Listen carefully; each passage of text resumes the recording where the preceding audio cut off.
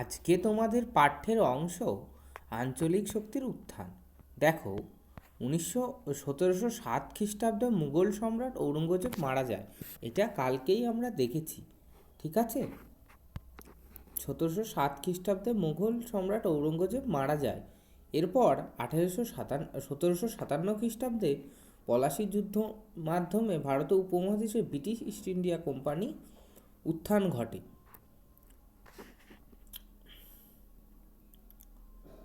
এইভাবে কোম্পানির শাসনের সূত্রপাত হয়।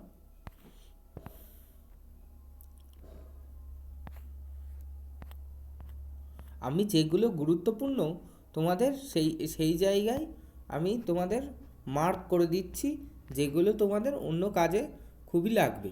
নাদির শাহের নেতৃত্বে পারসিক আক্রমণ 1738 থেকে 39 খ্রিস্টাব্দে বা আহমদ শাহ আবদালের নেতৃত্বে আফগান আক্রমণ 1756 থেকে 57 খ্রিস্টাব্দে দিল্লি শহর ধ্বংস হয়ে গিয়েছিল।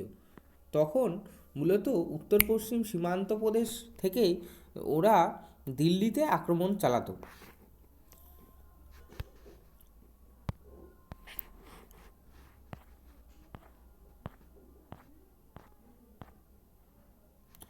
এরপর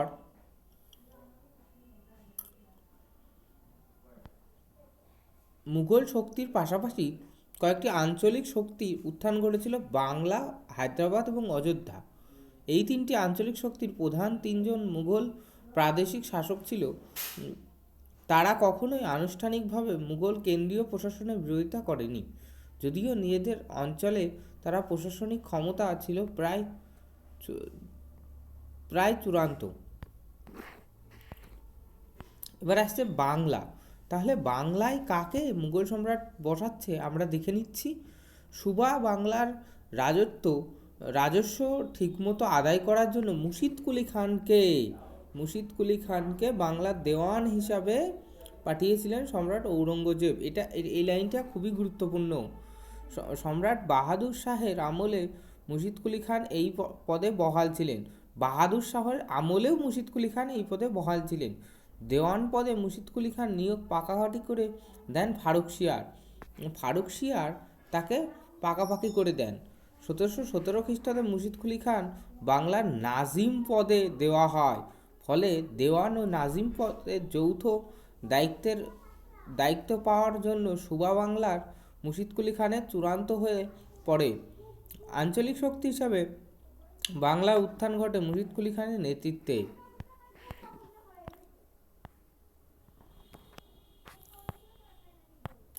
এরপর যেখানে গুরুত্বপূর্ণ আমি সেখানে তোমাদের দাগিয়ে দিচ্ছি।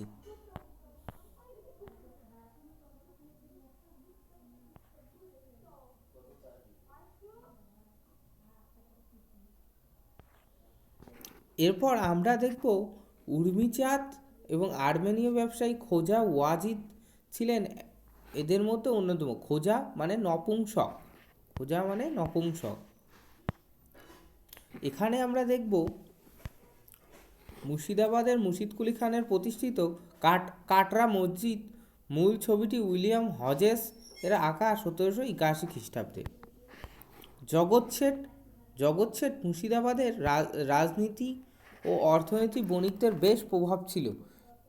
এদের বণিক রাজাও বলা হতো। এদের কি বলা হতো? বণিক রাজা। এই কোশ্চেনটা তোমাদের পরীক্ষায় এসে থাকে। বণিক রাজা কাদের বলা হয়? জগৎ শেঠদের বণিক রাজা বলা হয়। এই বণিক রাজাদের মধ্যে প্রবীণ ছিলেন উর্মিচাঁদ, খোজা ওয়াজিদ এবং জগৎ শেঠ। মুর্শিদাবাদের সিরাজ বিরোধী উদ্যোগে জগৎ শেঠের গুরুত্বপূর্ণ ভূমিকা ছিল। 1652 খ্রিস্টাব্দে রাজস্থান থেকে হীরাপদ শাহ পাটনায় চলে যান। তার বড় ছেলে মানিকচাঁদ ঢাকায় মহাজাদি কারবার শুরু করেন। মুর্শিদ কুলি খানের সঙ্গে মানিকচাঁদের সম্পর্ক ভালো ছিল। সেই সূত্রে মানিকচাঁদ ঢাকা ছেড়ে মুর্শিদাবাদে ব্যবসা শুরু করেন। আচ্ছা, অর্থাৎ জগৎ শেঠ কোনো একজনের নাম নয়, কোনো একটি নির্দিষ্ট বণিক পরিবারের উপাধি ছিল। জগৎ শেঠ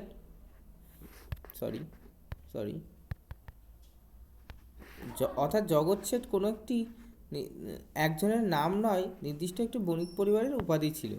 আচ্ছা, তোমাদের এই পর্যন্তই আজকের পাঠ্যের বিষয়বস্তু। আগামী দিন বাকি ক্লাসটা করানো হবে।